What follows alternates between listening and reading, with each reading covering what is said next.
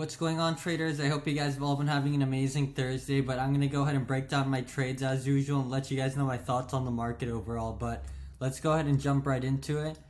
And so as you guys can see from the screen today, right, was a green day overall on my account. In terms of how I did trading wise, I did trade SQs for a little bit in the morning, right, but primarily I focused on TQs today.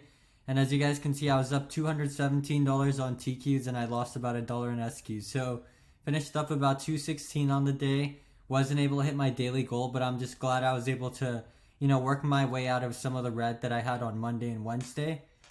And so as you guys can see, these were my filled orders. I started trading at 6:31, right? So pretty much market open, and I didn't stop trading until 7:46 today. So, it was more of a productive day. Traded for about an hour, 15 minutes.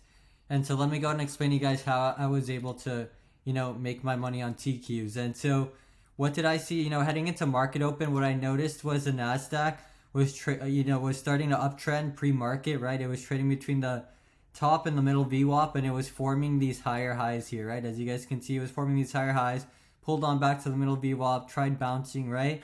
And so right on market open, I knew that, on the bigger time frames at least, right? I knew that heading into market open today, we were going to be more on the overbought side. But at the same time, I knew that where we currently were at, right, was right around, I would believe it was right around this area during, right when market opened. And so I knew there was potential for this thing to gap up to the previous resistance area, right? It may not have been able to gap up all the way up, but I felt like there was going to be potential for a push today, right? Just to that general area before we tested it as a resistance again. And so given the fact that, I initially was just going to wait for the market to push up, become overextended, and try to focus on SQs, but I knew I had to go to work later, and that by the time this thing ended up reversing, it probably would be too late for me to actually take part in anything. So that's why I decided to, focus on TQs in the morning, but ultimately, I think it was a better idea to just not even touch TQs today and focus on the way down on SQs. But, the NASDAQ ended up pushing up the way I thought it would, right? It ended up, bouncing off the EMA very nicely, acting as a support, right, for it, and just forming these higher highs and higher lows. It would pull on back and form a new high, and when it would pull on back, it wouldn't go as low as it did last time, right? So, continued uptrend. It finally, right, on the bigger charts, you guys can see it's more clearly, right? You guys can see that around these areas, the NASDAQ has typically struggled and tended to pull on back. And so since we did push on back to yesterday's resistance level, right, I thought there was a really good chance that the market could sell off again.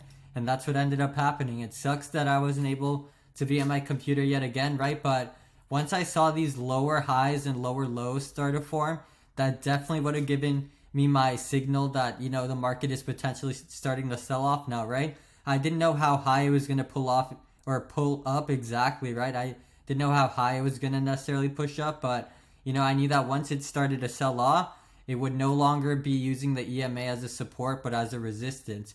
And so once it did pull on back, you guys can see it would push on up, and the EMA would now start to act as a resistance rather than a support. And it ended up having such a nice play, right, on SQQQ. Congrats to those who were able to take part. That's about a 6% push, right? A little more from top to bottom if you were in SQQQ. So, there's money to be made on the way up and on the way down. We just need to make sure, we're staying on the right side. But, I did mention, as you guys, did see, the market is definitely more on the overbought side. And so heading into tomorrow, depending on where we are pre-market, right, if we're closer to the EMA, I'm going to, potentially look at TQs in case it does want to pop up again. But if we end up starting to pull on back, right, or if we're more overextended during pre-market session, then I'm going to try focusing on SQs to write it down, right? But we just need to see what actually ends up being reported. But, that's everything I did want to cover today, right? It's just very important to make sure that anytime you do take a trade, you realize that you are putting your literal money at risk, right? And that, it's just direction can change very quick, right? The bulls in the morning, if you guys were, too quick to think that we were going to keep uptrending and break previous resistance level, you would have gotten smoked, right?